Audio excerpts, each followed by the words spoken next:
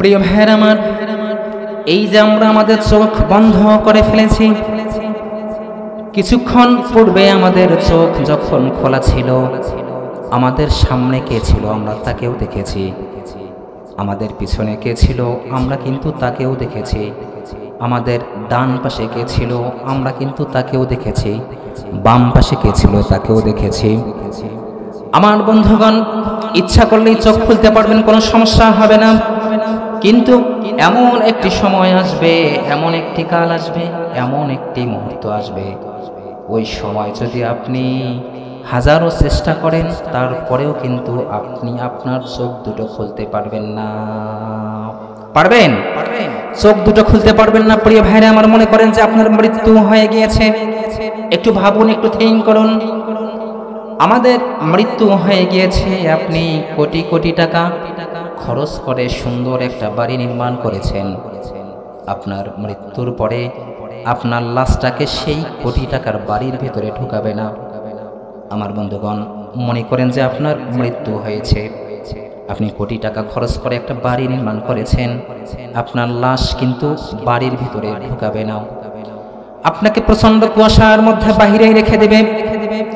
আমার বন্ধুগণ, আপনার আত্মীয় স্বজন যারা আছে, আপনার ফ্যামিলি মেম্বার যারা আছে, তাদের মধ্যে হতে একজন যাবে, যাও যায় মসজিদের মধ্যে অ্যানাউন্স করে দাও। কেউ যাবে কাফনের কাফন ক্রয় করার জন্য, কেউ যাবে বাঁশ ঝাড়ের মধ্যে বাঁশ কাটার জন্য, কেউ যাবে কবর খনন করার জন্য। আপনাকে বাহিরে রেখে দিয়েছে। আপনার হাতের মধ্যে একটা ঘড়ি ছিল, সে ঘড়িটাও তারা খুলে নিয়েছে। আপনার হাতে 10 টাকা দামের একটা আংটি ছিল, সে আংটিটাও তারা খুলে রেখে দিয়েছে। আমার ভাইরা, এরপরে আপনাকে তারা গোসল করিয়ে দিবে। গোসল করানোর পরে কাফনের কাপন দিয়ে আপনাকে বেঁধে দিবে। আপনার মাথাটা শক্ত করে বেঁধে দিবে। ওই মাথা দিয়ে আপনি এলাকার মধ্যে আর মাথা উঁচু করে দাঁড়াতে পারবেন না। আপনার কোমরটা শক্ত করে বেঁধে দিবে। আপনার পা দুটো বেঁধে দিবে, এই পা দিয়ে আপনি দাঁড়াতে পারবেন না। আমার বন্ধুগণ, সারা জীবন আপনি ইমামের পিছনে ইক্তেদা করেছেন, আজ আপনি আর ইমামের পিছনে ইক্তেদা করতে পারবেন না। আপনার লাশটা সামনে রেখে দিবে, পিছনে ইমাম সাহেব দাঁড়াবেন, দাঁড়িয়ে তিনি আপনার জানাজা সম্পন্ন করে ফেলবেন। আমার ভাইয়েরা, আপনার মৃত্যু হয়েছে, আপনার বিবিকে বলা হলো যে আপনি তো আপনার হাজবেন্ডের সাথে প্রায় 60 বছর 70 বছর সংসার করেছেন, আপনি আপনার স্বামীর সাথে 60-70 বছর সংসার করেছেন, আপনার স্বামী মৃত্যু হয়েছে, আজ শুধুমাত্র আজকের রাতটা আপনি আপনার স্বামীর সঙ্গে থাকবেন, এক ঘরে থাকবেন। আপনার বিবি কিন্তু রাজি হবে না, বলবে যে না, আমি ভয় পাই, বলবে কি না? আমার ভাইরা, আপনার ছেলেকে বলা হবে, বাবা, তোমার বাবা কত কষ্ট করে তোমাকে লালন পালন করেছে, তোমার জন্য কত কিছু করেছে রে বাবা, আজ একটা রাত তুমি তোমার বাবার সঙ্গে এক ঘরে থাকবা। আপনার ছেলে কিন্তু রাজি হবে না। আপনার জানাজা শেষ হয়েছে, আপনি যদি গুনাহগার হন, আপনি যদি বদকার হন, আপনি যদি আল্লাহর নাফরমান বান্দা হন, আপনি দেখবেন যে আপনার কবরের মধ্যে আগুন জ্বলতেছে। আমার ভাইরা, আপনি আপনার কলিজার টুকরা সন্তানকে বলবেন যে বাবা, ও বাবা, আমি তো কবরের মধ্যে আগুন দেখতে পাচ্ছি, সুতরাং ওই কবরের মধ্যে আমি থাকতে পারবো না, আমাকে কবরে নিয়ে যাও না। আপনি আপনার রিলেটিভদেরকে চিৎকার করে করে বলবেন, কেউ আপনার কথা শুনবে না। এরপরে আপনি নিজেকে সান্ত্বনা দিবেন যে হয়তো বা কত মানুষ জানাজার মধ্যে এসেছে, এই মানুষগুলা বোধহয় আমার সাথে কবরে থাকবে, কবরে বোধহয় আমি একা থাকবো না। আমার ভাইরা, এই মানুষগুলা পিছনে পিছনে আপনার কবর পর্যন্ত যাবে। এরপরে আপনার লাশ যখন কবরে নামা হবে, নামানোর পূর্বে 3 জন অথবা 2 জন ব্যক্তি সেখানে নেমে যাবে। আপনার কলিজাটা তখন ফেটে যাবে। আপনি মনে করবেন, আহারে, আমি মনে করেছিলাম সব মানুষ আমার সাথে থাকবে, অথচ 3 জন ব্যক্তি মাত্র কবরে নেমে গেল। এরপরে আপনার লাশটা যখন কবরে রাখা হবে, সেখান থেকে 3 জনের মধ্যে একজন লাফ দিয়ে উঠে যাবে, তখন আপনার কলিজাটা ছিদ্র হয়ে যাবে।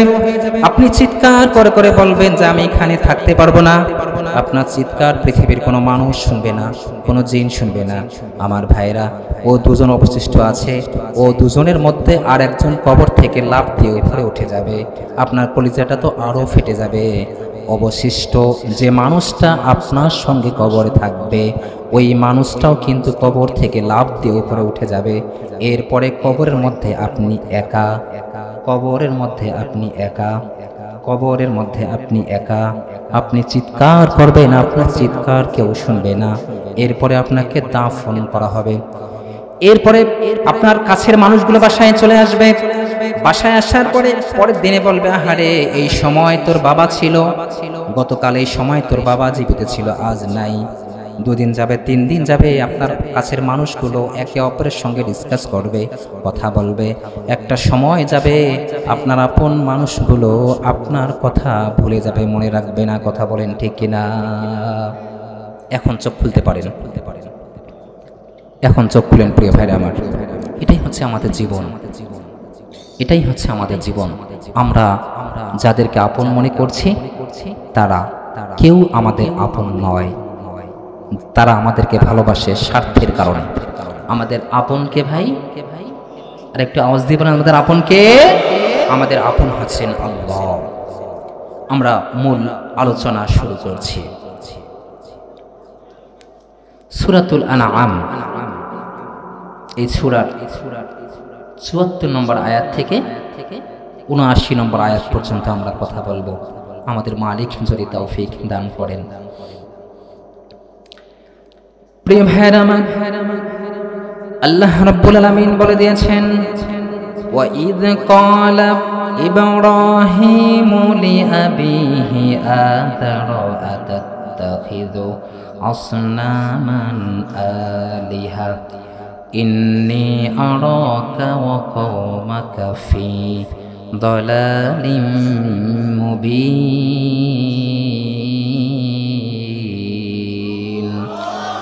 আল্লাহ রাব্বুল আলামিন বলেছেন, স্মরণ করো সেই সময়ের কথা যখন ইব্রাহিম তার পিতা আজরকে বলেছিল, লিআবিহি আযারা আতাত্তাখিযু আসনামান আলিহা, যে হে আমার পিতা, আপনি কি এই ইলাহগুলোকে, এই মূর্তিগুলোকে কি আপনি ইলাহ রূপে গ্রহণ করেছেন নাকি? ইন্নী আরাকা ওয়া কওমাকা ফি দালালিম মুবিন, নিঃসন্দেহে আমি দেখতে পারছি তুমি এবং তোমার কওম সবাই তোমরা স্পষ্ট গুমরাহির মধ্যে আছো। পিতাকে বলছেন, হে আমার পিতা, তুমি কি এই মূর্তিগুলোকে ইলাহ রূপে গ্রহণ করেছো? আমি দেখতে পারছি। একজন আজানের উত্তর দিয়ে দেন ভাই। আমি দেখতে পারছি যে তুমি এবং তোমার কওম তোমরা সবাই স্পষ্ট গুমরাহির মধ্যে আছো।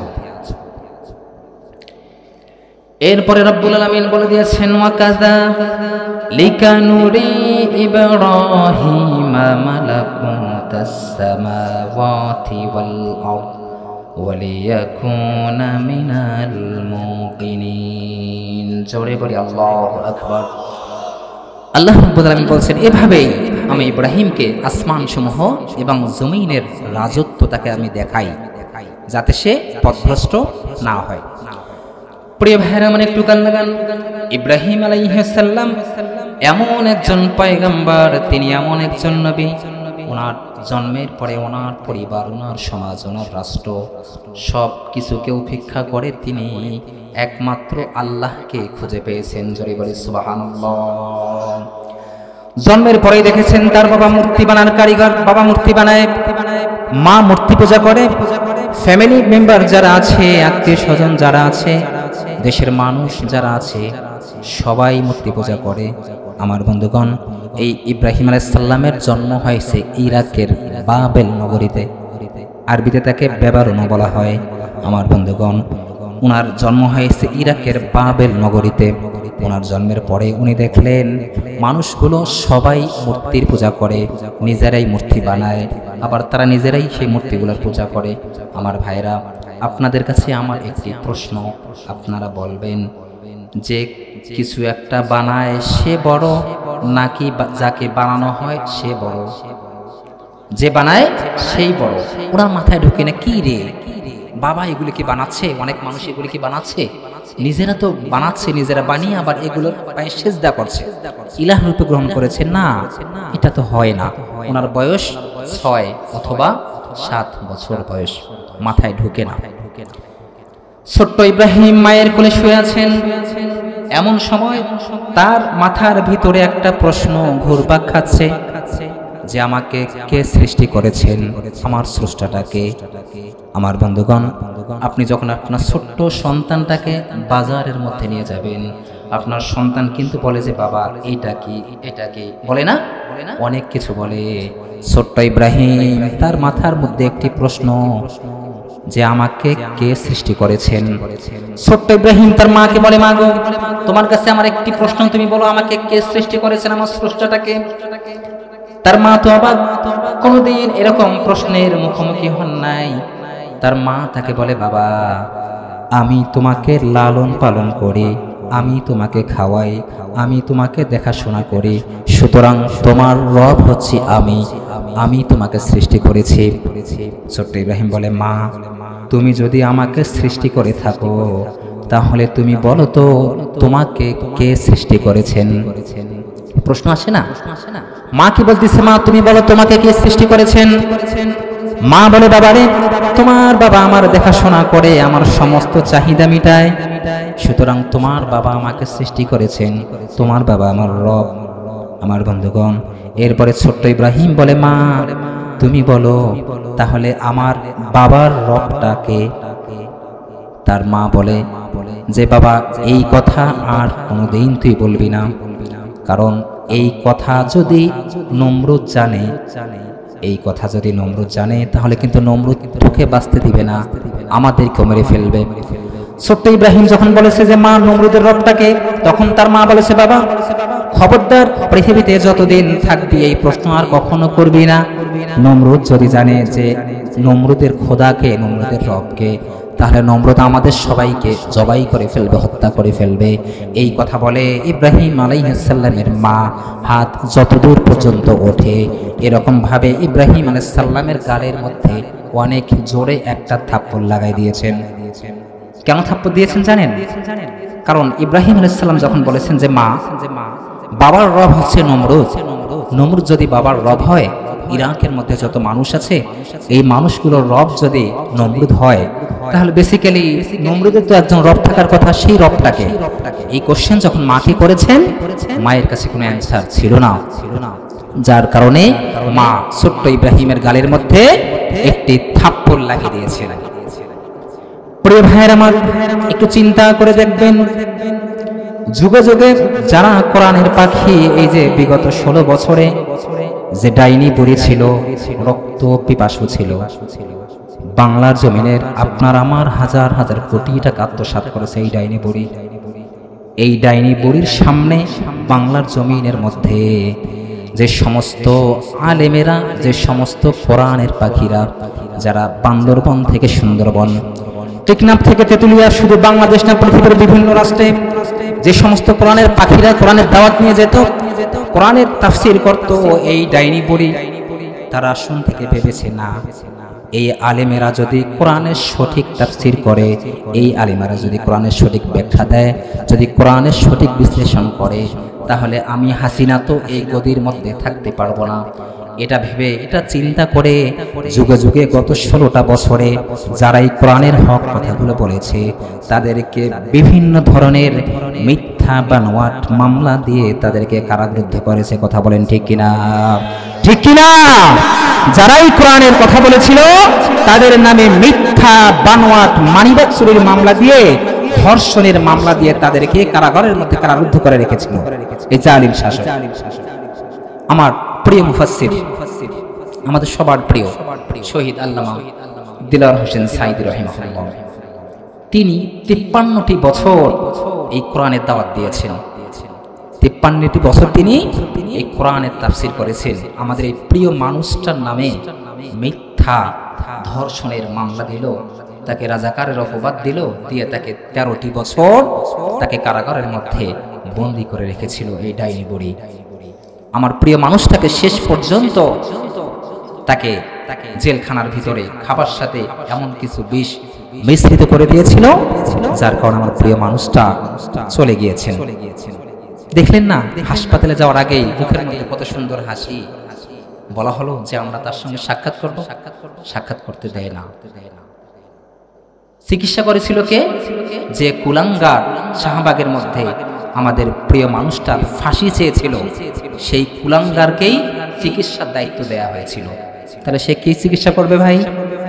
আপনাদের এলাকায় শিয়াল আছে তো না, মুরগি আছে, মুরগি মোরগ। মুরগি যে ঘরে থাকে সেই ঘরটাকে কি বলা হয়? আচ্ছা, খাঁচা বা খোয়ার বলে। আচ্ছা, মুরগির ঘর। এখন মুরগি যেই ঘরে থাকে, শিয়াল আসছে, শিয়াল এসে আপনাকে বলছে যে আমি আপনার মুরগিদের সাথে থাকতে চাই, আমি থাকবো, আপনি থাকতে দিবেন? যদিও দেন, কি করবে সে? মুরগি রাখবে? রাখবে না, সব খেয়ে ফেলবে। যে কুলাঙ্গারের বাচ্চা আমার প্রিয় মানুষটার ফাঁসি চাইল, সেই কুলাঙ্গারকেই চিকিৎসার দায়িত্ব দেওয়া হয়েছিল। সে কি চিকিৎসা করবে এটা আপনারা ভেবে নেন। এরপরে যে মহিলা সাক্ষী দিয়েছিল যে এই মানুষটা আমাকে ধর্ষণ করেছে 1972 সালে। কত সালে? 1972 সালে এই মানুষটা আমাকে ধর্ষণ করেছে। পরবর্তী সময়ে ওনাকে বলা হলো যে মা, এই যে তুমি বলেছো তোমাকে 72 সালে ধর্ষণ করেছে, তোমার জন্ম হয়েছে কত সালে? ওই মহিলা বলেছে আমার জন্ম হয়েছে 1975 সালে। বুঝতে পেরেছেন ভাই? হ্যাঁ, আমার কলিজাটা, আমার অনেক আশা ছিল যে আমি আমার প্রিয় মানুষটার পাশে বসে, তার সামনে বসে তার তাফসীর শুনবো, কিন্তু আল্লাহ এটা কবুল করেন নাই। আল্লাহ যেন আমাদের মনের আকাঙ্ক্ষা, মনের আশাগুলো মৃত্যুর পরে জান্নাতের মধ্যে পূরণ করেন। সকলে আমিন বলেন। এই প্রিয় মানুষটা তাকে শহীদ করে দেওয়া হলো, তার জানাজা ঢাকার জমিনে করতে দেওয়া হয় নাই। কারণ ডাইনি বুড়ি জানতো, সে জানতো যে শুধু আমি কেন, বাংলাদেশে যতগুলি দল রয়েছে, আওয়ামী লীগ বলেন, বিএনপি বলেন, জামাত, হেফাজত, খেলাফত, যত দল আছে সবাই কিন্তু এই মানুষটাকে ভালোবাসে। সুতরাং এই মানুষের জানাজা যদি ঢাকার জমিনে হয়, তাহলে পুরো ঢাকা শহর অচল হয়ে যাবে। বাংলাদেশের সব মানুষ তার জানাজায় অংশগ্রহণ করবে, কারণ ঢাকা হচ্ছে মিডল পয়েন্ট। না, এখানে দেয়া যাবে না।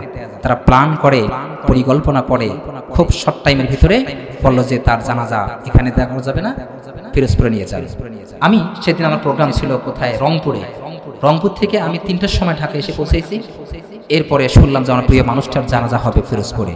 আমি ফজরের নামাজ পড়ে ড্রাইভারকে বললাম, ভাই আল্লাহর উপর ভরসা করে যত দ্রুত সম্ভব আপনি যান, আমি প্রিয় মানুষটার জানাজা অংশগ্রহণ করতে চাই। শেষবারের মতো একবার হলেও আমি তাকে দেখতে চাই। কিন্তু আমি আসছি ভাই, আস্তে আস্তে আস্তে আস্তে নাজিরপুর পর্যন্ত আসছি। সেখানে আসার পরে প্রশাসনের লোক আমাকে আর সামনে যেতে দেয় নাই। আমার গাড়িটা আটকে দিয়েছে, বলেছে না আপনি সামনে যেতে পারবেন না।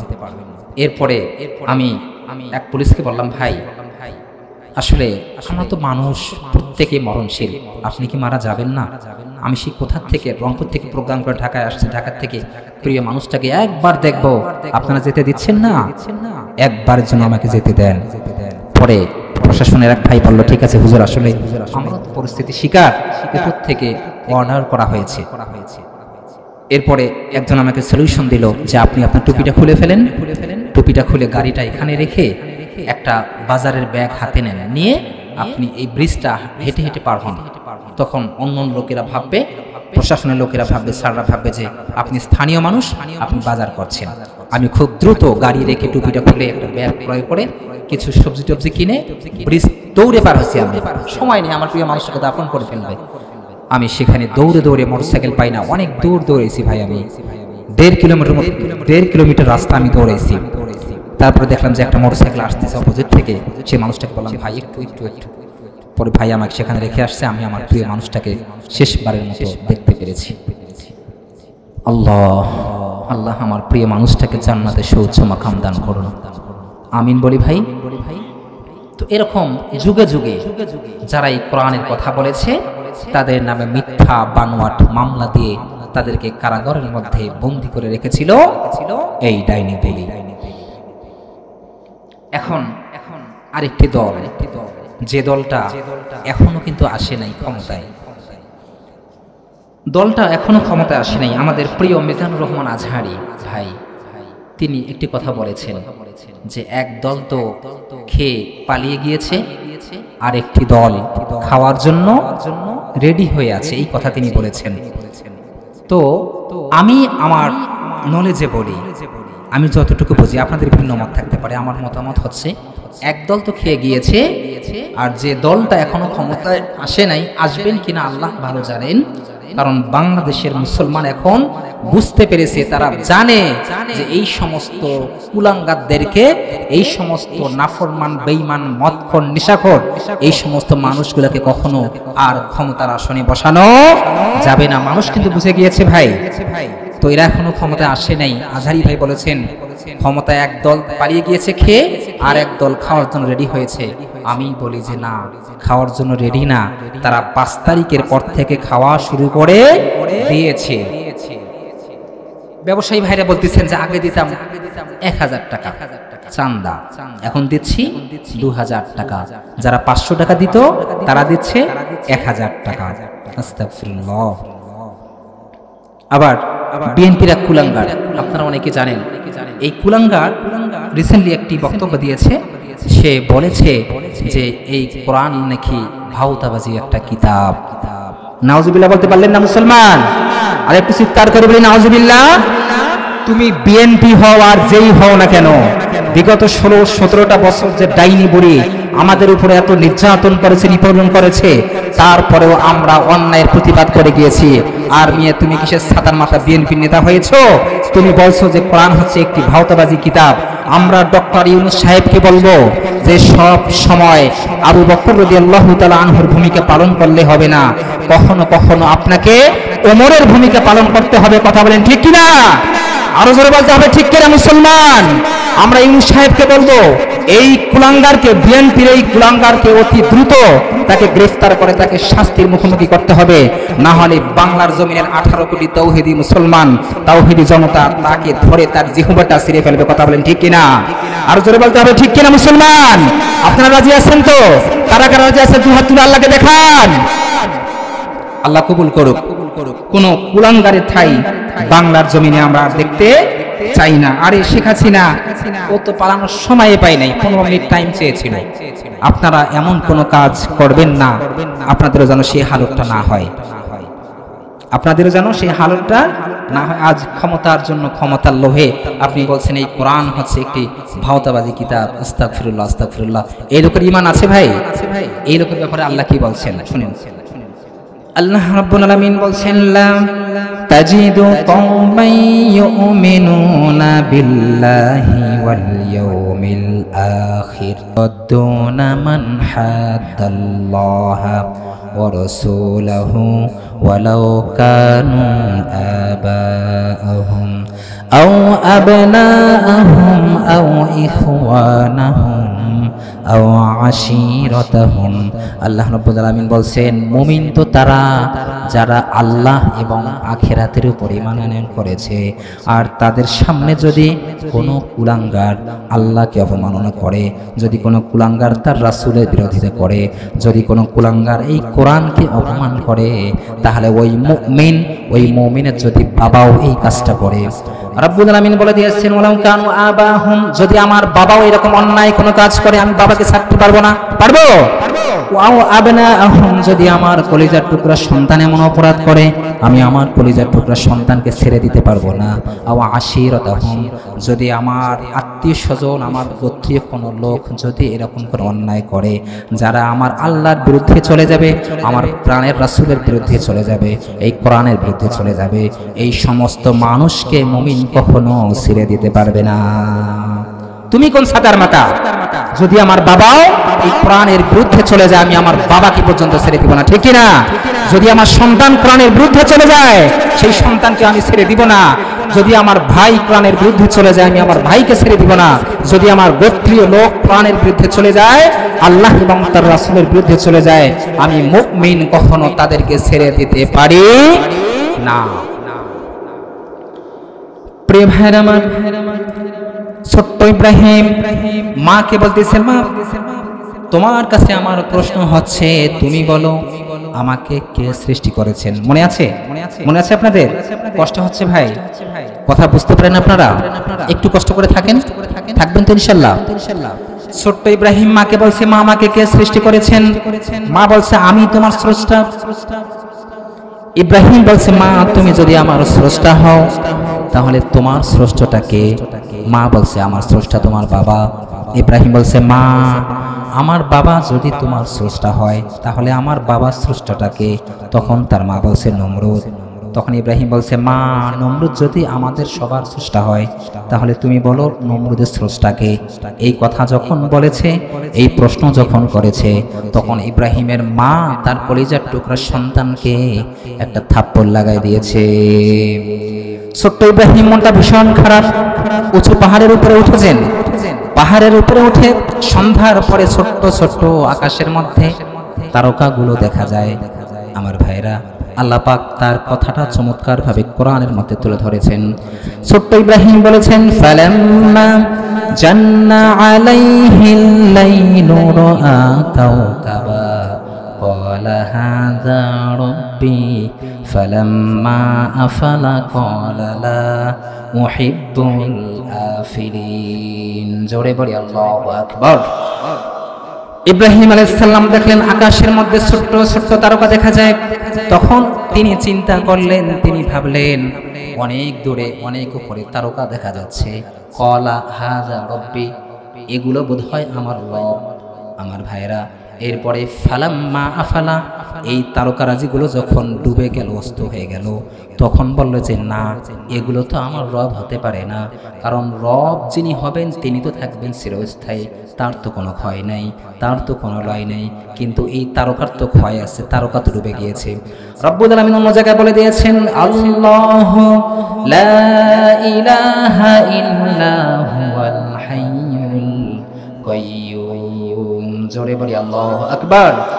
আল্লাহ রাব্বুল আলামিন বলেছেন, রব তো তিনি যিনি চিরস্থায়ী, তিনি তো রব। আমার বন্ধুগণ, ইব্রাহিম আলাইহিস সালাম বলেন যে না, এই তারকা আমার রব হতে পারে না।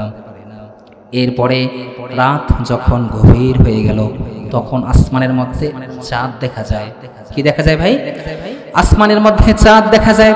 আমার বন্ধুগণ, ইব্রাহিম আলাইহিস সালাম বলছেন, ফালাম্মা রাআল কমারা বাযিগান ক্বালা হাযা রাব্বি ফালাম্মা আফালা ক্বালা লা ইল্লাম ইয়াহদিনি রাব্বি লাআকুনান্না মিনাল কওমিদ দাল্লিন। জোরে বলি আল্লাহু আকবার। ইব্রাহিম আলাইহিস সালাম আসমানের মধ্যে একটি চাঁদ দেখতে পেলেন। চাঁদ দেখার পরে তিনি মনে মনে চিন্তা করলেন, এই যে চাঁদ দেখা যাচ্ছে, এই চাঁদটা তো তারকা চেয়ে অনেক বড়, সুতরাং এই চাঁদ বোধহয় আমার রব। ফালাম্মা আফালা, অতঃপর সে আগের বক্তব্য, না না, এই চাঁদও তো ডুবে গেল, এই চাঁদ আমার রব হতে পারে না, কারণ রব তো কখনো ডুবতে পারে না। তখন ইব্রাহিম আলাইহিস সালাম আল্লাহর কাছে বললেন যে আল্লাহ, ক্বালা লা ইল্লাম ইয়াহদিনি রাব্বি, হে আমার রব, তুমি আমাকে হেদায়েতের পথ দেখাও, তুমি আমাকে হেদায়েত দান করো। তুমি যদি আমাকে হেদায়েত না দাও, আমি তো জালিমদের অন্তর্ভুক্ত হয়ে যাব, আমি পথভ্রষ্টদের অন্তর্ভুক্ত হয়ে যাব। হে আমার রব, তুমি আমাকে হেদায়েত দাও। আচ্ছা ভাই, হেদায়েতের মালিক কে? আর একটু আওয়াজ দেন, আর একটু আওয়াজ দিয়ে। হেদায়েতের মালিক হচ্ছেন আমাদের আল্লাহ। পৃথিবীর কোন মানুষের কাছে কি হেদায়েত আছে? কোন ভণ্ড পীরের কাছে আছে হেদায়েত? প্রিয় ভাইরা আমার, পৃথিবীর কোন মানুষের কাছে যদি হেদায়েত থাকতো, বিশ্বনবী যিনি শ্রেষ্ঠ মানুষ, যিনি শ্রেষ্ঠ মানব, ওনার চাচা ছিলেন আবু তালেব। কি নাম? আর একটু আওয়াজ দিয়ে বলেন। ওনার চাচার নাম হচ্ছে আবু তালেব।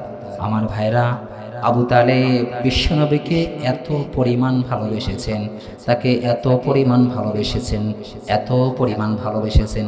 তিনবার বললাম গুরুত্বটা বোঝানোর জন্য, ভালোবাসাটা বোঝানোর জন্য। আমার বন্ধুগণ, এই আবু তালেব বিশ্বনবীকে যে পরিমাণ ভালোবেসেছেন, আমরা কিন্তু সেই পরিমাণ ভালোবাসতে পারি নাই, আমরা পারি নাই। বিশ্বনবী একদিন শুয়ে আছেন ওনার রুমের মধ্যে। রাতের বেলা আবু তালেব আসছে যে ভাতিজা, এখানে শোয়া যাবে না। মক্কার কাফের মুশরিকগুলো জানে যে তুমি এই ঘরের মধ্যে শো, তারা দূর থেকে তোমাকে তীর নিক্ষেপ করতে পারে। বাবা বাবা এখানে তোমার শোয়া যাবে না, তুমি আমার রুমে চলে যাও, আমি তোমার ঘরের মধ্যে থাকবো। কাফেরের বাচ্চাগুলো যদি তীর নিক্ষেপ করে আমি মারা যাব, কিন্তু ভাতিজা তোমাকে এখন মারা গেলে চলবে না, তোমার অনেক কাজ বাকি রয়েছে, তুমি আমার ঘরে যাও। ভালোবাসা কি পরিমাণ ভালোবেসেছেন। সেই আবু তালেবের মৃত্যুর সময় বিশ্বনবী বলেছেন, চাচা আপনি আমার জন্য কি না করেছেন, কত কিছু করেছেন চাচা, এই ঋণ আমি কখনো শোধ করতে পারবো না। শেষবার মালাকুল মাউত চলে এসেছে, আপনি একবার শুধু কালিমাটা একবার উচ্চারণ করেন, একবার করেন চাচা, আমি আপনাকে কথা দিচ্ছি আমি আপনার হয়ে আল্লাহর কাছে সুপারিশ করব। কিন্তু আবু তালেব কালিমা পড়েন নাই, কারণ তার তকদিরে হেদায়েত ছিল না, কালিমা ছিল না তার নসিবে। যদি কোনো মানুষের হাতে হেদায়েত থাকতো, বিশ্বনবী তার কলিজার টুকরা চাচাকে কালিমা পড়াতে পারতেন না ভাই? পারতেন। আপনারা বুঝতে পেরেছেন ভাই? তাহলে হেদায়েতের মালিক কে? হেদায়েতের মালিক হচ্ছেন আমাদের আল্লাহ। উনি ছাড়া পৃথিবীর কোনো মানুষ হেদায়েত দিতে পারেন না। প্রিয় ভাইরা আমার, এরপরে ইব্রাহিম দেখলো চাঁদ ডুবে গেল। সকাল হওয়ার পরে সূর্যটা উঠল। তিনি মনে করলেন চাঁদের চেয়ে সূর্যটা তো অনেক বড় দেখা যাচ্ছে। আমার ভাইরা, আপনাদের কাছে আমার একটি প্রশ্ন, আমি জানতে চাই, আপনারা বলেন তো, এই যে পৃথিবীটা বড় নাকি সূর্যটা বড়?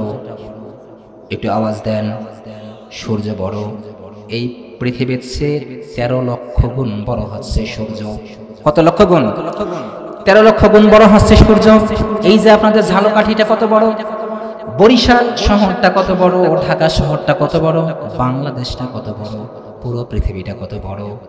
আমার ভাইরা, এরকম একটা পৃথিবী না, দুইটা পৃথিবী না, এরকম 13 লক্ষ পৃথিবীর চেয়ে বড় হচ্ছে সূর্য। এই সূর্যটাকে আমরা ছোট্ট একটা প্লেটের মতো দেখি দূরে অবস্থান করার কারণে, এই সূর্যটাকে একটা ফুটবলের মতো দেখা যায় সূর্যটা দূরে অবস্থান করার কারণে, অথচ সূর্য পৃথিবীর চেয়ে 13 লক্ষ গুণ বড়।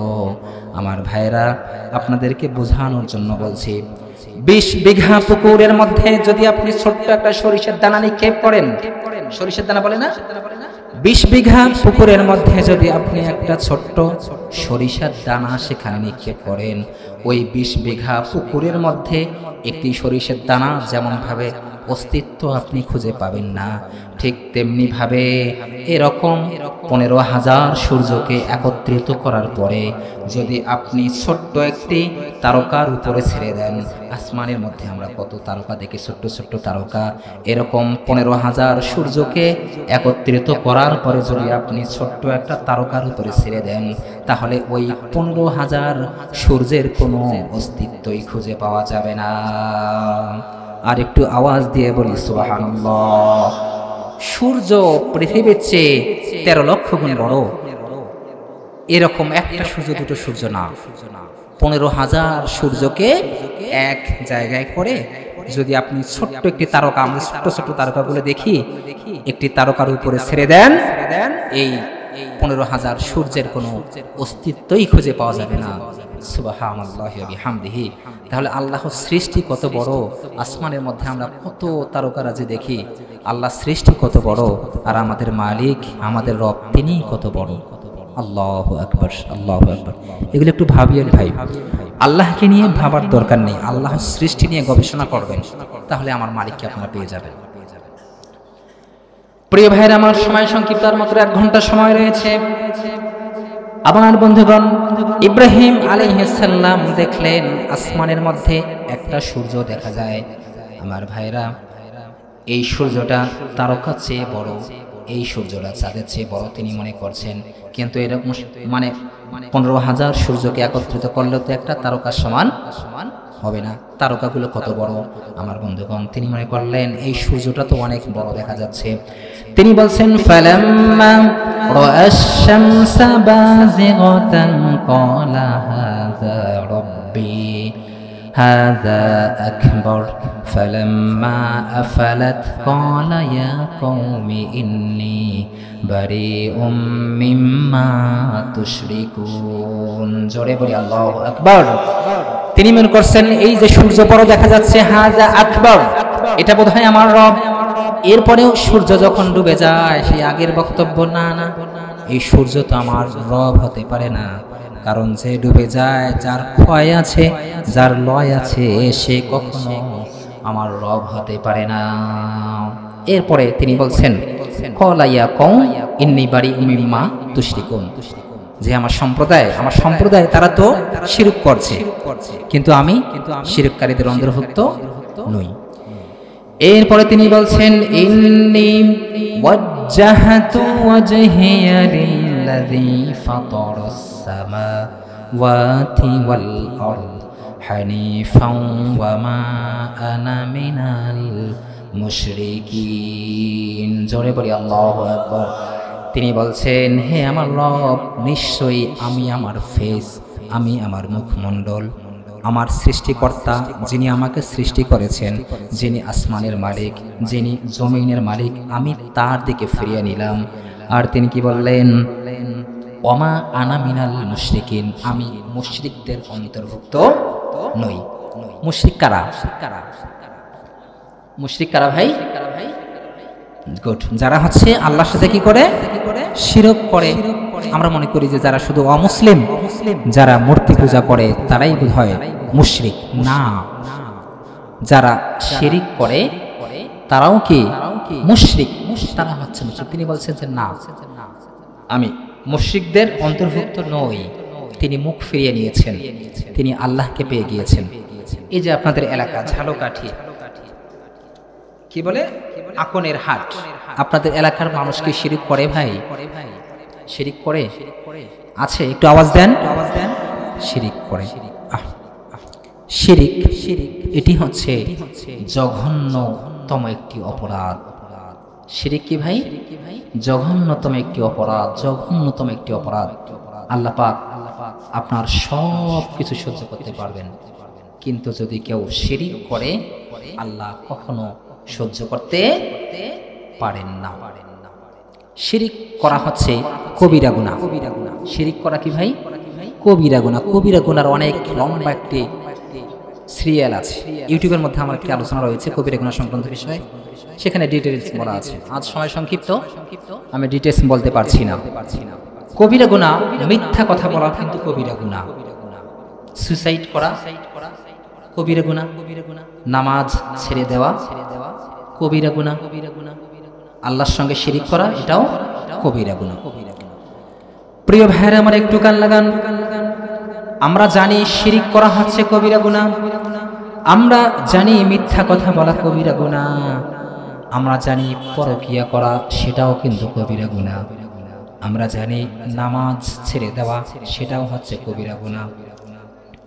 আমার ভাইরা, এই আপনাদের আকনের হাট, আপনাদের এলাকার মধ্যে কোনো একজন মানুষ যদি মৃত্যুবরণ করে, যে মানুষটা নামাজ ঠিকভাবে পড়তো না, ওই মানুষটা মিথ্যা কথা বলতো, আমার ভাইরা, ওই মানুষটার মৃত্যুর কথা শোনার পরে আমরা সবাই কিন্তু তার জানাজায় অংশগ্রহণ করব কি না? বুঝতে কষ্ট হচ্ছে? প্রিয় ভাইরা আমার, আমরা সবাই জানাজায় অংশগ্রহণ করব। আমরা জানি সে মিথ্যাবাদী, মিথ্যা কথা বলতো। আমরা জানি এই লোকটা 5 ওয়াক্ত নামাজ সময় মতো আদায় করতো না, 5 ওয়াক্ত জায়গায় 4 ওয়াক্ত পড়তো, তার মানে এই লোকটা কবিরা গুনাহ করত। এগুলো জানার পরেও আমরা কিন্তু তার জানাজায় অংশগ্রহণ করব। আমার ভাইরা, এখন আপনাদের এলাকার মধ্যে কোনো একজন মানুষ যদি আত্মহত্যা করে, কেউ যদি সুসাইড করে মারা যায়, এখন বলেন তো আপনারা সবাই তার জানাজায় যাবেন নাকি যাবেন না? সবাই আমরা যাব না। কেন যাব না? আমরা জানি যে এটা হচ্ছে অনেক বড় একটি কবিরা গুনাহ। এটা আত্মহত্যা করলো, সে এটা সে করতে পারলো, এরকমটা বলবো না আমরা। সিসা করবা, হারে সে কি করলো, অন্য কোনো ওয়ে ছিল না, সে কেন আত্মহত্যা করতে পারলো না? তার জানাজায় যাওয়া যাবে না। আমরা এটা ঘৃণা করলাম। কেন? সে আত্মহত্যা করেছে, তার মানে আত্মহত্যা করা কবিরা গুনাহ, মিথ্যা বলা কবিরা গুনাহ, পরকিয়া করা কবিরা গুনাহ, নামাজ ছেড়ে দেওয়া কবিরা গুনাহ। তো আমরা এগুলো চেয়ে এই যে ব্যক্তিটা আত্মহত্যা করে মারা গেল, এটাকে আমরা একটু ঘৃণা করলাম, একটু উঁচু পর্যায়ে নিয়ে গেলাম, এটা সবচেয়ে বড় কবিরা গুনাহ, এটা মনে করি না আমরা? একটা স্টেপ আছে আমাদের কাছে। ঠিক তেমনি ভাবে ভাই, আল্লাহর কাছেও কবিরা গুনার একটা স্টেপ রয়েছে। আপনি যত অপরাধেই করেন না কেন, আপনি যদি তাওবা করতে পারেন, আল্লাহ পাক আপনার সব গুনাহ মাফ করে দিবেন। কিন্তু আপনার আমল নামার মধ্যে যদি শিরক থাকে, কশ্চিন কালেও আল্লাহ পাক আপনাকে মাফ করবেন না। এখন শিরক বিভিন্নভাবে হয়। আমরা অনেকেই কথার মাধ্যমে শিরক করে থাকি, অনেকে বিশ্বাসের মাধ্যমে শিরক করে থাকি, অনেকে কাজের মাধ্যমে শিরক করে থাকি। বন্ধু অফিসে আসছে, মন খারাপ। কি রে মন খারাপ কেন? আর বলিস না বন্ধু, বিবাহ করেছি প্রায় 15 বছর হয়ে যাচ্ছে, আমার কোনো বাচ্চা নেই, ভেবেছিলাম যে আর একটা বিয়ে করব, বাচ্চা যেহেতু নাই আর একটা বিয়ে করব, কিন্তু না, তকদিরটাই খারাপ, বিয়ে দ্বিতীয়বার করতে পারলাম না। কেন, কি হয়েছে? ডক্টরকে দেখিয়েছিলাম, ডক্টর বলল যে আমার কারণেই নাকি সন্তান হচ্ছে না, সেই ক্ষেত্রে কিভাবে আর বিয়ে করতে পারি? তখন তার বন্ধু বলছে, আরে বেটা, তো এই জন্য তোর মন খারাপ? রাখ, কিসের মন খারাপ? মন খারাপের কোনো কারণ নেই। এক কাজ কর, 1101 টাকা মান্নত কর, অমুক বাবার দরবারে চলে যা, সে তোকে সন্তান দিবে। কি বলিস? বাবা সন্তান দিবে? ওখানে কি সন্তানের ফ্যাক্টরি রয়েছে? আরে না, বাবা সন্তান কোত্থেকে দিবে? বাবা হচ্ছেন আল্লাহ বলে একজন মানুষ ছিলেন। তুই যে বাবাকে তোর মনের কথাগুলি বলবি, তোর মনের ব্যথাগুলো তার সঙ্গে শেয়ার করবি, তিনি তোর হয়ে আল্লাহকে বলবেন, আল্লাহ তোকে সন্তান দিয়ে দেবেন। নাউজুবিল্লাহ বলেন একটু, আর একটু আওয়াজ দিয়ে বলেন নাউজুবিল্লাহ। এরকম আকীদা যদি আমরা লালন করি, তাহলে আমরা কি করে ফেললাম? শিরক করে ফেললাম। সন্তান দেওয়ার মালিক কে ভাই? আল্লাহ। সন্তান দেওয়ার মালিক কে? সন্তান দেওয়ার মালিক হচ্ছেন আল্লাহ। পৃথিবীর কোনো মানুষ আমাদেরকে সন্তান দিতে পারে না। প্রিয় ভাইরা আমার, সাহাবায়ে কেরামের যদি একটি জুতার ফিতার প্রয়োজন হতো, বিশ্বনবী বলেছেন, তোমাদের যদি একটি জুতার ফিতারও প্রয়োজন হয়, তাহলে তোমরা কি করবা? তোমরা 2 রাকাত নামাজ আদায় করবা, সিজদায় যে আল্লাহকে বলবা, আল্লাহ তুমি আমাকে একটি জুতার ফিতার ব্যবস্থা করে দাও। আমার ভাইরা, এই যে সিজদা দিলে আমাদের মালিক কতটা খুশি হন, আমাদের মালিক কতটা খুশি হন। বান্দা তার মালিকের কাছে, আল্লাহর কাছে সবচেয়ে নিকটবর্তী হয় সিজদার মাধ্যমে। কিসের মাধ্যমে? সিজদার মাধ্যমে। নাকি পীরের দরবারে যাওয়ার মাধ্যমে? পীরের দরবারে যাওয়ার মাধ্যমে না। আল্লাহ পাক সবচেয়ে বেশি খুশি হন বান্দা যখন তার কুদরতি পায়ে সিজদা দেয়। প্রিয় ভাইয়ের আমার, হাসরের ময়দানে আপনি যদি একটা মিথ্যা কথা বলেন, আপনি কবিরা গুনাহ করলেন, কিন্তু আপনি আপনার পূর্বের আমলনামা আপনার নষ্ট হবে না, সেগুলো ঠিক থাকবে। আপনি যদি 1 ওয়াক্ত নামাজ শয়তানের ধোঁকায় পড়ে ছেড়ে দেন, তাহলে আপনার পূর্বের সমস্ত আমলগুলো আপনার ঠিক থাকবে, নষ্ট হবে না। আপনি যদি পরকিয়া করেন, কবিরা গুনাহ, এটা করার পরেও কিন্তু আপনার পিছনের আমলনামাগুলো নষ্ট হবে না। কিন্তু আপনি যদি ছোট্ট একটা শিরক করে ফেলেন, আপনি যদি ছোট্ট একটা শিরক করে ফেলেন, আপনার বয়স হচ্ছে 70 বছর, আপনার বয়স হচ্ছে 80 বছর, 80 বছর যাবত আপনি দান সদকা করেছেন, হজ করেছেন, যাকাত দিয়েছেন, নামাজ পড়েছেন, তাহাজ্জুদ পড়েছেন, ইশরাক পড়েছেন, আওয়াবিন পড়েছেন, সব কিছু করেছেন। 80 বছর পরে আপনি ছোট্ট একটা শিরক যদি করেন, এই একটা শিরকের কারণে আপনার 80 বছরের ইবাদত যিনি নষ্ট করে দিবেন, চিৎকার করে বলেন তিনি কে? তিনি কে? আপনি একটা ছোট্ট একটা শিরক করবেন, আপনার পিছনে সব আমল শেষ হয়ে যাবে। প্রিয় ভাইয়েরা আমার, হাসরের ময়দানে একটা লোক যে দেখবে তার আমলনামা শূন্য।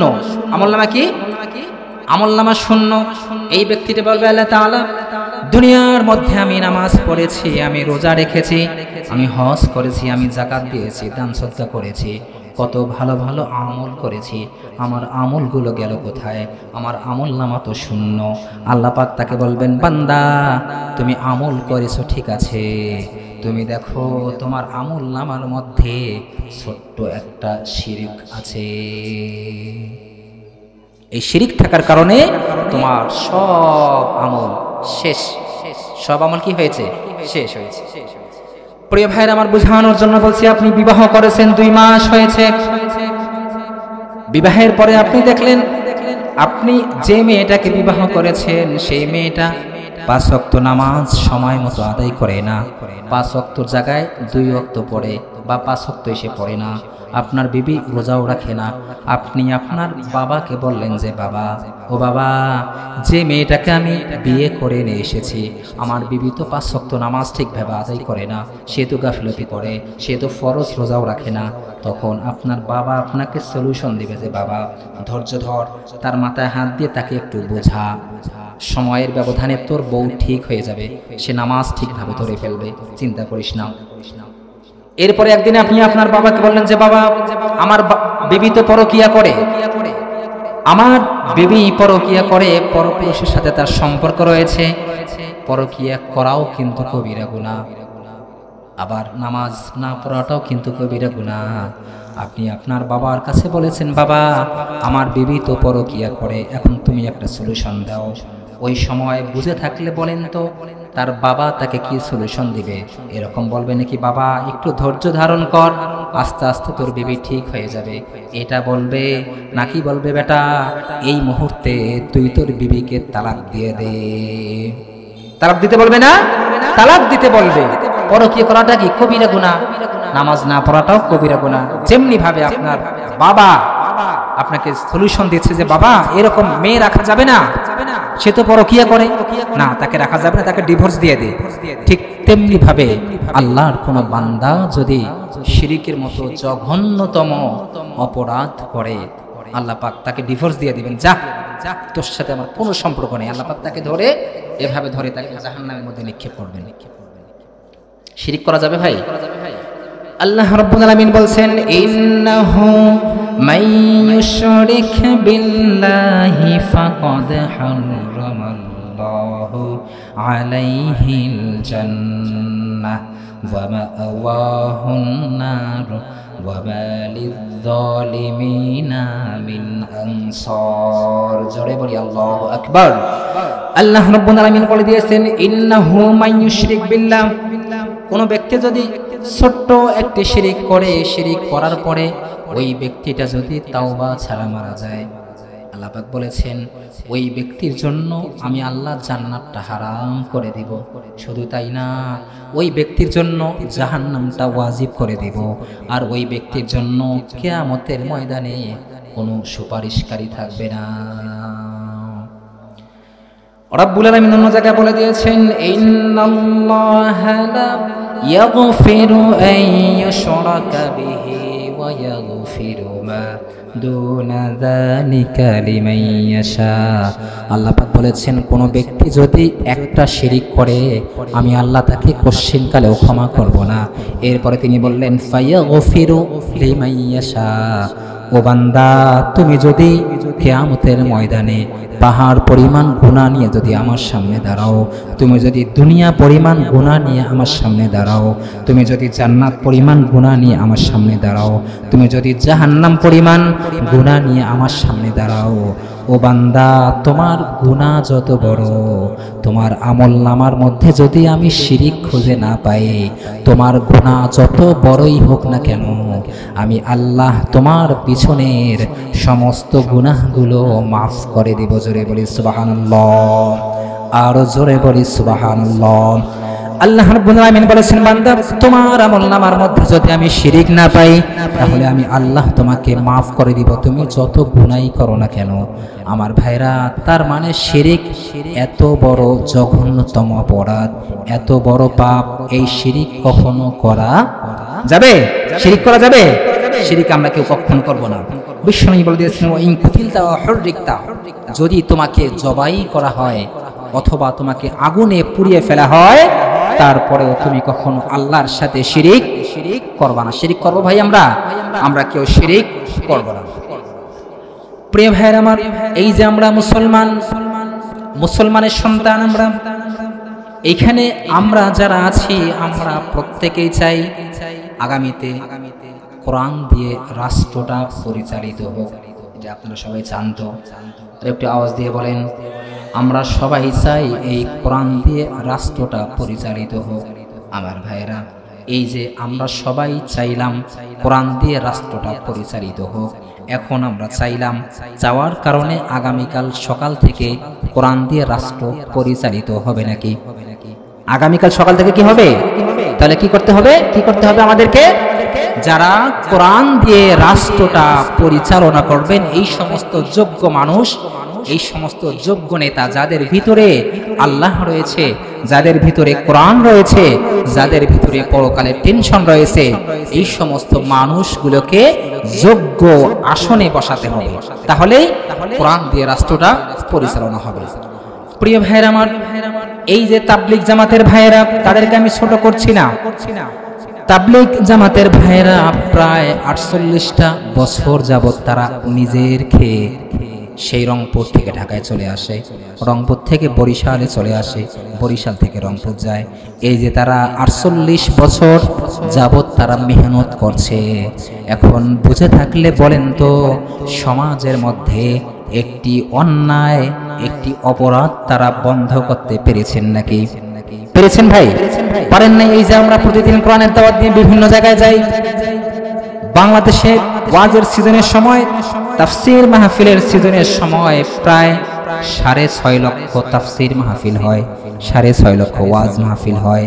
আমার ভাইয়েরা, এই যে প্রতিনিয়ত প্রতিদিন কোরআনের মাহফিল হচ্ছে, তাফসীর মাহফিল হচ্ছে, বুঝে থাকলে বলেন, সমাজ থেকে একটি অন্যায়, একটি অপরাধ আমরা বন্ধ করতে পেরেছি নাকি? পেরেছি আমরা? পারি নাই। হয়তো বা কিছু মানুষের পরিবর্তন এসেছে, বেনামাজিরা নামাজি হয়েছে, সুদখোররা সুদ ছেড়ে দিয়েছে, কিন্তু সমাজ থেকে একটি অন্যায়, একটি অপরাধ আমরা নির্মূল করতে পারি নাই। আমার ভাইয়েরা শুনেন, বিশ্বনবী জন্মগ্রহণ করেছেন, এমন একটা সময় তিনি জন্মগ্রহণ করেছেন, জন্মের পরেই তিনি দেখলেন পুরো সমাজ, পুরো রাষ্ট্রের মানুষগুলা অশ্লীলতা, বেহায়াপনা, বেলাল্লাপনা করছে। তিনি মানুষদেরকে বুঝালেন যে তোমরা এই কাজগুলো করো না, তোমরা জিনা করো না, তোমরা ব্যভিচার করো না, তোমরা শিরিক করো না। কিন্তু ওনার জন্মের পর থেকে নিয়ে 17 বছর পর্যন্ত তিনি কি সমাজ থেকে একটি অন্যায় বন্ধ করতে পেরেছেন নাকি? একটু আওয়াজ দেন। তিনি পেরেছেন? কে পারেন নাই? একটু আওয়াজ দেন। কে পারেন নাই? বিশ্বনবী পারেন নাই। ওনার জন্মের পর থেকে নিয়ে 17 বছর পর্যন্ত মানুষদেরকে বুঝিয়েছেন, কিন্তু তিনি সমাজ থেকে একটি অন্যায়, একটি অপরাধ তিনি বন্ধ করতে পারেন নাই। 17 বছর পরে টেনশন, আহারে আমি পারতেছি না, এক কাজ করি। সমাজের মধ্যে কিছু যুবকদেরকে ডাকলেন, ডেকে তিনি একটি সংগঠন তৈরি করলেন। সেটার নাম কি? হেল্পফুল ফুজুল। এরপরে তিনি মেহনত করা শুরু করলেন, কিন্তু তারপরেও নবুয়তের আগ পর্যন্ত তিনি সমাজ থেকে একটি অন্যায় বন্ধ করতে পারেন নাই। পেরেছেন? হীরা গুহায় চলে গেলেন, সেখানে যে মনটা ভীষণ খারাপ। জন্মের পর থেকে নিয়ে এখন পর্যন্ত আমি সমাজের মানুষগুলোকে বুঝালাম, কেউ তো বুঝে না। সমাজ থেকে অন্যায় তো দূর হচ্ছে না, সমাজ থেকে আমি অপরাধ দূর করতে পারছি না। এরপরে জিবরিল আমিন আসলেন, কোরআন নিয়ে আসলেন, সূরা আলাকের 5টি আয়াত তিনি নিয়ে এসেছেন। এসে বলেছেন, ইয়া রাসূলুল্লাহ, আপনি সমাজ থেকে কোনো অন্যায় দূর করতে পারবেন না যতক্ষণ না এই কোরআন দিয়ে আপনি রাষ্ট্র পরিচালনা করছেন, ততক্ষণ পর্যন্ত আপনি পারবেন না। এরপরে তিনি বাসায় চলে আসলেন। বাসায় আসার পরে বিবিকে দাওয়াত দিলেন, বিবি অ্যাকসেপ্ট করে ফেললেন। এরপরে অল্প সংখ্যক মুসলমান তারা ঈমান এনেছে, কিন্তু কাফের মুশরিকরা নির্যাতন, বিভিন্নভাবে নির্যাতন করছে, নিপীড়ন করছে। বিলাল রাদিয়াল্লাহু তাআলা আনহু বুকের উপরে পাথর চাপা দিয়েছেন, সবই আপনারা জানেন। সময় সংক্ষিপ্ত, আমি সংক্ষিপ্ত করে দিচ্ছি। এভাবে করে সুমাইয়া রাদিয়াল্লাহু তাআলা আনহাকে বর্ষা নিক্ষেপ করে তাকে হত্যা করা হয়েছে, শহীদ করে দেওয়া হয়েছে।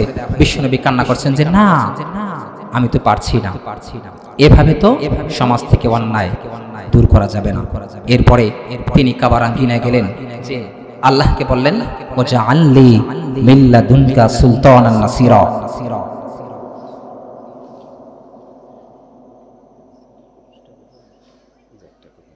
ঘোরাবেন একটু? আচ্ছা, তাড়াতাড়ি করেন, দ্রুত করেন ভাই, আসলে একটু ভাই, 1 মিনিট।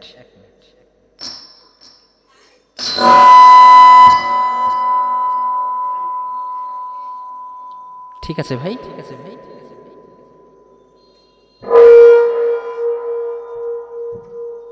জি জি জি, আলহামদুলিল্লাহ। তিনি আল্লাহকে বললেন যে আল্লাহ, কি বললেন যে আল্লাহ, আমার তো অনেক বিপদ, তুমি আমাকে ইউনুস খতমের দোয়া শেখাও, এটা বলেছেন? এটা বলেছেন ভাই? কি বলেছেন? ও যে আল্লি মিল্লা দুনকা সুলতানান নাসিরা, আয় আমার রব, তুমি যদি আমাকে রাষ্ট্রীয় ক্ষমতা দান না করো, আমি সমাজ থেকে একটি অন্যায়, একটি অপরাধও আমি বন্ধ করতে পারবো না। কি চাইলেন? রাষ্ট্রীয় ক্ষমতা চাইলেন। আল্লাহ পাক বললেন, ঠিক আছে হাবিব, তুমি মক্কা থেকে হিজরত করে মদিনায় চলে যাও। প্রিয় ভাইয়েরা আমার, কোরআন দিয়ে যদি রাষ্ট্রটা পরিচালিত হয় কি হবে দেখেন। এই যে প্রতিদিন মুয়াজ্জিন সাহেব প্রতিদিন দৈনন্দিন 5 বার আমাদেরকে নামাজের জন্য ডাকেন। কতবার? আর একটু আওয়াজ দেন, কতবার? 5 বার তিনি আমাদেরকে নামাজের জন্য ডাকেন। আমার ভাইরা, আপনারা বলেন তো, আমরা সবাই কি 5 বারে মসজিদের মধ্যে আসি নাকি? সবাই আসি? সবাই কিন্তু আমরা আসি না আমার বন্ধুগণ। কারণ হচ্ছে কোরআনের শাসন নাই, কোরআনের আইন নাই। এখন কোরআন দিয়ে যদি রাষ্ট্রটা পরিচালিত হয়, আল্লাহর কোরআন দিয়ে যদি রাষ্ট্রটা চলে, তাহলে কি হবে দেখেন। এখন মনে করেন সময় হচ্ছে রাত, ধরেন 12টা বাজে। আমার বন্ধুগণ, রাষ্ট্রপক্ষ থেকে একটি ঘোষণা দেওয়া হবে, আগামীকাল ফজর থেকে নিয়ে ঈশা পর্যন্ত 5 ওয়াক্ত নামাজ, যাদের উপর নামাজ ফরজ হয়েছে তাদের সবাইকে মসজিদে এসে 5 ওয়াক্ত নামাজ জামাতের সাথে আদায় করতে হবে। যদি কোনো ব্যক্তি 1 ওয়াক্ত নামাজ মিস করে, মাঠের মধ্যে সেনাবাহিনী থাকবে, ইমাম সাহেব থাকবে, ওনার কাছে লিস্ট থাকবে কে কে নামাজে পড়তে আসে নাই, কে কে নামাজে আসে নাই। ওই লিস্ট অনুযায়ী তাদের পিছনে 50টা করে বেতের আঘাত করা হবে এবং তাদেরকে 1 সপ্তাহ কারাগারের মধ্যে বন্দী করে রাখা হবে। এরকম ঘোষণা যদি রাষ্ট্র থেকে আসে, বুঝে থাকলে বলেন, তাহলে মুয়াজ্জিন সাহেবকে 5 বার অথবা ফজরের সময় ডাকতে হবে, নাকি সমস্ত মুসল্লিরা এসে মুয়াজ্জিন সাহেবকে ডেকে উঠাবে? কে উঠাবে? মুসল্লিরা আসবে। কোথায় মুয়াজ্জিন সাহেব? আপনার ঘড়ি মনে হয় স্লো, নষ্ট হয়েছে মনে হয়, ব্যাটারি মনে হয় দুর্বল, অন্য জায়গায় নামাজ শেষ, আপনি এখনো আজানেই দিলেন না। এটা বলবে না ভাই? কেন বলবে এটা? ওই যে ভয় আছে, যদি আমি না আসি 50টা বেত্রে আঘাত, 7 দিন আমায় বন্দী করে রাখবে। এভাবে করে কোরআন দিয়ে যদি রাষ্ট্রটা চলে, তাহলে এই মানুষগুলা যদিও বা প্রশাসনকে ভয় করে তারা নামাজে আসবে, একটা সময় নামাজ পড়তে পড়তে পড়তে পড়তে তাদের ভিতরে আল্লাহর ভয় ঢুকে যাবে। ঠিক কি না? প্রিয় ভাইরা আমার, আল্লাহ রাব্বুল আলামিন বলছেন, আল্লাযীনা ইম্মাক্কান্নাহুম ফিল আরদি আকামুস সালাত ওয়া আতাউয যাকাতা ওয়া আমারু বিল মা'রুফ ওয়া নাহাউ আনিল মুনকার। জোরে বলি আল্লাহু আকবার। আল্লাহ রাব্বুল আলামিন বলেছেন, আমি যদি পৃথিবীতে কোনো গোলামকে ক্ষমতায় বসাই, আমি যদি কোনো মুমিনকে এই ক্ষমতা দান করি, যাকে আমি ক্ষমতার মধ্যে বসাবো, ওই গোলামের কর্মসূচি থাকবে 4টা। কয়টা? আর একটু আওয়াজ দেন। কয়টা কর্মসূচি? 4টা কর্মসূচি থাকবে। তার মধ্যে নাম্বার 1 কর্মসূচি হলো, আমার গোলাম এই সমাজের মধ্যে, এই রাষ্ট্রের মধ্যে নামাজের বিল পাস করবে। কি করবে? সে নামাজের বিল পাস করবে। আপনাদের কষ্ট হচ্ছে ভাই? খারাপ লাগতেছে? অল্প সময় আছে, আর তারপরে ইনশাআল্লাহ আমি চলে যাব। তো আমার মুমিন বান্দার 4টি কর্মসূচি, তার মধ্যে নাম্বার 1 হচ্ছে সে কি করবে? নামাজের বিলটা পাস করবে। এখন আমার মুসল্লি ভাইরা অনেকে আছেন দিন মজুর, যারা দিন এনে দিন খান। তাদের প্রশ্ন থাকতে পারে যে হুজুর, এই যে আমরা নামাজ পড়ি, নামাজ পড়তে পড়তেই তো সময় শেষ, ইনকাম কখন করব? এটা তো আসলে কেমন হয়ে যাচ্ছে। আল্লাহ পাক বলে দিয়েছেন, আমি যখন কোনো গোলামকে এই ক্ষমতায় বসাবো, তার দ্বিতীয় কর্মসূচি হচ্ছে সে যাকাতের বিল পাস করবে। কি করবে ভাই? একটু আওয়াজ দেন। যাকাতের বিল পাস করবে। প্রিয় ভাইরা আমার, আল্লাহ রাব্বুল আলামিন বাংলাদেশে যত মানুষ রয়েছে, আল্লাহ রাব্বুল আলামিন তাদেরকে যে পরিমাণ সম্পদ দিয়েছেন, এই মানুষগুলোর থেকে যদি প্রত্যেকবার যাকাতের টাকা কালেকশন করা হয়, তাহলে 1 টাকা না, 2 টাকা না, 1000 টাকা না, 2000 টাকা না, 1 লক্ষ টাকা না, 2 লক্ষ টাকা না, মাত্র 40,000 কোটি টাকা কালেকশন করা যাবে। কত টাকা ভাই? 40,000 কোটি টাকা। এই টাকাটা বললাম খুব সহজেই, আপনি গুনে দেখেন কত সময় লাগে, একটু গুনে দেখেন কত সময় লাগে। এই যে 40,000 কোটি টাকা আমি কালেকশন করলাম, কালেকশন করে আমি ইমাম সাহেব, আমি তো নেতা, যিনি ইমাম তিনি কি নেতা? আসলে আমরা তো ইমামের যে মর্যাদা, একজন ইমামের যে সম্মান, এটা আমরা জানি না, আমরা বুঝি না, যার কারণে আমরা ইমাম সাহেবকে প্রায়োরিটি দেই না। মনে করি আর ইমাম সাহেব কি আর 2,000, 3,000, 5,000 টাকা বেতন দেয়, তার আর কি মর্যাদা আছে? একজন ইমামের মর্যাদা কত! আল্লাহু আকবার। উনি আল্লাহর ঘরের ইমাম। কার ঘরের ইমাম ভাই? আল্লাহর ঘরের ইমাম। সেই ইমামের সাথে আমরা চোখ গরম করে কথা বলি, বলি না? ইমাম সাহেবের পিছনে নামাজ আদায় করে বাইরে এসে তার বিরুদ্ধে কথা বলি, আস্তাগফিরুল্লাহ, আস্তাগফিরুল্লাহ। কখনো করিয়েন না ভাই, নিজের কপালটা পোড়ায়েন না, নিজের কপালটা পোড়ায়েন না। একজন ইমাম, আল মারউ মা মান আহাব্বা, যার সাথে যার মোহাব্বত হবে তার সাথেই তার কিয়ামত হবে, হাসর হবে। আজ যদি ইমাম সাহেবের সাথে আমার সুসম্পর্ক থাকে, তাহলে হাসরের মাঠে উনি আমার বন্ধু হবেন, উনি আমার নাজাতের ওসিলাও হতে পারেন। আর যদি আজ আমার সুদখোরের সাথে মহাব্বত হয়, আমার যদি ঘুষখোরের সাথে মহাব্বত হয়, এই সমস্ত কুলাঙ্গার যারা গত 16টা বছর জুলুম করেছে, নির্যাতন করেছে, নিপীড়ন করেছে, তারা যদি আমার বন্ধু হয়, তাহলে আমার হাসর হবে তাদের সাথে। শুনেন, আপনি দুনিয়ার মধ্যে থাকবেন, দুনিয়ার মধ্যে থেকে যদি আপনি আল্লাহর কোরআনের আইন না চান, আপনি মুসলমান থাকবেন না, আপনি মুনাফিক হয়ে যাবেন। কথা বলেন ঠিক কিনা?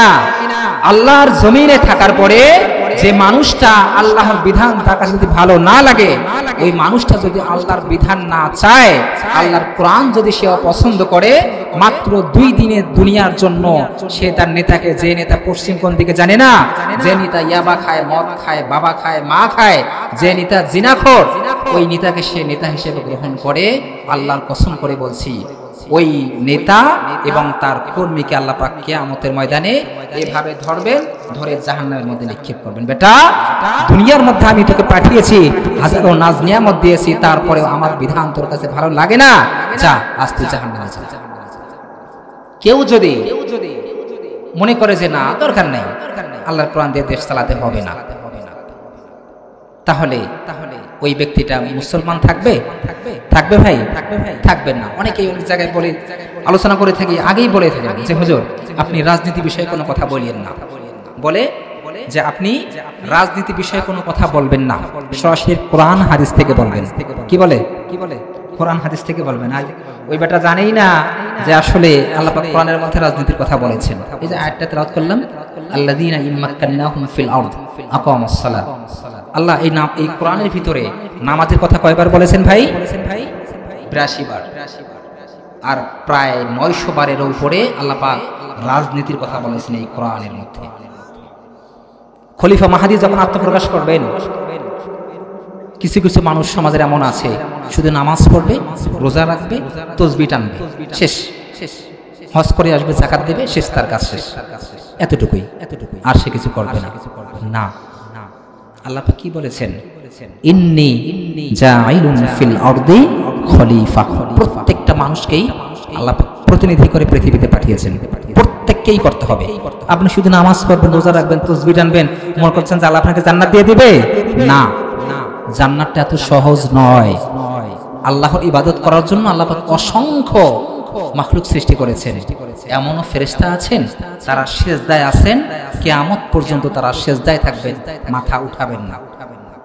এই যে আমরা প্রাণীগুলো দেখি, কুকুরকে দেখি, আপনি কি মনে করছেন নিকৃষ্ট একটা প্রাণী, এই কুকুরটা খারাপ? না, ওই কুকুরের মাঝে যে গুণগুলো রয়েছে, ওই গুণগুলো যদি কোনো মানুষের ভিতরে থাকে, ওই মানুষটা আল্লাহ ওয়ালা হয়ে যাবে। এই কুকুরটা সব সময় রুকুর হালতে আছে। কিসের হালতে? রুকুর হালতে আছে। প্রিয় ভাইরা আমার, একজন আল্লাহওয়ালা, একজন আল্লাহর প্রিয় বান্দা, তাকে জিজ্ঞেস করা হলো যে আপনার কাছে আমার একটা প্রশ্ন আছে। আব্দুল কাদের জিলানী রাহিমাহুল্লাহ, ওনাকে বলা হলো আপনাকে আমি একটা প্রশ্ন করতে চাই। কি প্রশ্ন বলো? আপনি বলেন, আমার বাসার মধ্যে একটি কুকুর রয়েছে, এই কুকুরের মর্যাদা আল্লাহর কাছে বেশি নাকি আপনি আব্দুল কাদের জিলানী আপনার মর্যাদা আল্লাহর কাছে বেশি? তখন তিনি কান্না করে ফেলেছেন। তিনি কান্না করতে করতে বলেছেন যে বাবা, এই প্রশ্নের উত্তর আমি এখন দিতে পারবো না। আমার মৃত্যুর পরে আমি যখন কবরে যাব, কবরে যাওয়ার আগে মৃত্যুর সময় যদি আমার জবানের মধ্যে কালিমা নসিব হয়ে যায়, আমার শেষ বাক্যটা যদি কালিমা হয়ে যায়, তাহলে শুধু তোমার কুকুর কেন, পৃথিবীর মধ্যে শ্রেষ্ঠ মানুষ হব আমি। আমার মর্যাদা আল্লাহর কাছে অনেক অনেক গুণ বেশি। আর মৃত্যুর সময় আমার জবানে যদি কালিমা নসিব না হয়, তাহলে শুধু কুকুর কেন, পৃথিবীতে যত নিকৃষ্ট প্রাণী রয়েছে, এই প্রাণীগুলোর মর্যাদা আমি আল্লাহর কাছে আমার চেয়ে অনেক গুণ বেশি। আর যদি আমরা হইতাম, যদি আমাকে বলতো হুজুর বলেন তো কুকুরের মর্যাদা বেশি না আপনার, আমরা কি করতাম? থাপ্পড় লাগাই দিতাম, বেটা কুকুরের সঙ্গে তুই আমার তুলনা করিস।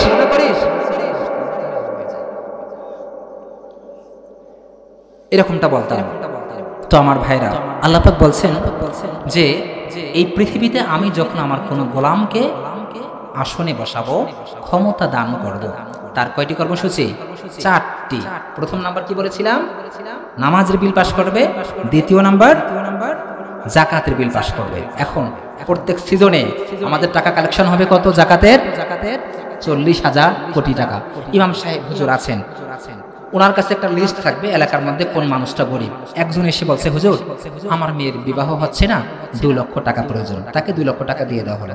কেউ এসে বলবে যে হুজুর আমার একটা গাভী হলে আমি সুন্দরভাবে চলতে পারবো, তাকে 2 লক্ষ টাকা দিয়ে দেওয়া হলো, অথবা 1.5 লক্ষ টাকা দিয়ে একটা গাভী ক্রয় করে দেওয়া হলো। এরকম ভাবে একবার দুবার না, অনলি 3 বার যদি জাকাতের টাকা কালেকশন করে সমাজের গরিব দুঃখী মানুষের মাঝে বন্টন করে দেয়া হয়, 3 বছর পরে আপনি মাইকিং করেও জাকাত খাওয়ার লোক খুঁজে, এটা হচ্ছে ইসলাম। রব্বি আউজি'নি আন আশকুরা নি'মাতাকাল্লাতী আন'আমতা আলাইহি রব্বি ইন্নী লিমা আনজালতা ইলাইয়া মিন খায়রিন ফাকির। আল্লাহ তাআলা, আল্লাহ বিশাল আকাশের নিচে জমিনের উপরে আমরা কতিপয় গুনাহগার বান্দা বান্দি মাগরিবের নামাজের পরে তোমার শাহী দরবারে হাত উঠাইছি। আল্লাহ আল্লাহ তাআলা, যা কিছু পড়েছি এর মধ্যে যা ভুল ত্রুটি হয়েছে মেহেরবানি করে তুমি আল্লাহ মাফ করে দাও। আল্লাহ তাআলা, এর মধ্যে যা সওয়াবটুকু হয়েছে সর্বপ্রথম সেই সওয়াবটুকু 6000 মাইল দূরে শুয়ে থাকা নবীজির রওজা মুবারকে পৌঁছে দাও। তাম পৃথিবীর এই কঠিন মাটির নিচে যত মুমিন মুমিনাত, যত মুসলিম মুসলিমাত কবরবাসী হয়েছে, আল্লাহ মেহেরবানি করে তাদের আল্লাহ সওয়াবটুকু পৌঁছে দাও। আল্লাহ তাআলা বিশেষ করে প্রসব বেদনা সহ্যকারিণী মা যার চিরবিদায়ী গ্রহণ করেছে, অনেক আদরের বাবা যার দুনিয়ার জমিন থেকে চলে গেছে, আল্লাহ আল্লাহ তাআলা, আমি ছোট্টবেলায় বাবাকে হারিয়েছি, প্রায় 18 বছর হয়ে যায় বাবাকে বাবা বলে ডাকতে পারি না। আমার মতো যে সমস্ত ভাইরা তাদের মা বাবাকে হারিয়েছেন, ও মালিক দয়া করে মায়া করে ওই সকল মা বাবার কবরের আযাব তুমি আল্লাহ মাফ করে দাও, তাদের কবরগুলোকে তুমি জান্নাতের টুকরায় পরিণত করে দাও। আল্লাহ তাআলা, আমরা যারা হাত দুখানে উঠাইছি জীবনে কত গুনাহ করেছি আল্লাহ, আল্লাহ তাআলা জীবনে এত বড় বড় অন্যায় করেছি, এত বড় বড় গুনাহ করেছি আল্লাহ। আমাদের গুনাহের কথা যদি স্ত্রী জানতো, স্ত্রী আমাদেরকে ডিভোর্স দিয়ে দিত আল্লাহ। আল্লাহ তাআলা আমাদের গুনাহের কথা যদি কলিজার টুকরা সন্তান জানতো তাহলে বাবার পরিচয় দিত না আল্লাহ। আল্লাহ তাআলা আমাদের গুনাহের কথা যদি এলাকার মানুষগুলো জানতো এলাকার মধ্যে মুখ দেখাতে পারতাম না আল্লাহ। ও মালিক, তুমি সাত্তারুল আয়ুব হিসাবে আমাদের অন্যায়গুলো অপরাধগুলো গোপন রেখেছো। ও আল্লাহ, দয়া করে মায়া করে আমাদের প্রত্যেকের জীবনের যাবতীয় গুনাহ খাতাগুলো তুমি আল্লাহ মাফ করে দাও। আয় আল্লাহ তাআলা, আমরা যারা হাত দুখানা উঠাইছি জানি না কার মনে কোন আশা কোন ব্যথা নিয়ে তোমার দরবারে হাত উঠাইছে আল্লাহ। ও মালিক, আমরা ছাড়া তোমার অনেক নেককার সলিহিন বান্দা বান্দি আছে, কিন্তু তুমি ছাড়া আমাদের তো আর কোনো রব নাই রে আল্লাহ। আয় আল্লাহ তাআলা, তুমি আমাদেরকে ফিরিয়ে দিও না, মেহেরবানি করে আল্লাহ আমার প্রত্যেক ভাই বোনের মনের সমস্ত নেক আশাগুলো তুমি আল্লাহ পূরণ করে দাও। আল্লাহ তাআলা, আমরা যারা হাত দুখানা উঠাইছি আমাদের মধ্যে হতে অনেক যুবক ভাইয়েরা হাত উঠাইছে। তোমার হাবিব বলেছে কোন যুবক যদি তোমাকে একবার আল্লাহ বলে ডাক দেয় তুমি আল্লাহ নাকি 70 বার ডাকে সাড়া দাও। আমার প্রাণের যুবক ভাইয়েরা একবার মুহাব্বতের স্বরে বলি আল্লাহ, আর একবার মুহাব্বত নিয়ে বলি আল্লাহ। আল্লাহ তাআলা শুধু যুবক ভাইয়েরা হাত উঠাইছে তা নয়, চেয়ে দেখো বৃদ্ধ বাবাজিরা হাত উঠাইছে। আল্লাহ তাআলা যাদের চুল দাড়িগুলো পেকে গিয়েছে, যাদের অন্তরটা মোমের মতো নরম হয়েছে, ও মালিক, তোমার হাবিব বলেছে এমন বৃদ্ধ মানুষগুলো যদি তোমার দরবারে হাত উঠায় তোমার যা জেনে কি লজ্জা লাগে রে আল্লাহ। আল্লাহ তাআলা আমাদের মধ্য হতে যারা হাত দুখানা তোমার পছন্দ হয় সেই হাতের ওসিলা করে তুমি আমাদেরকে মাফ করে দাও।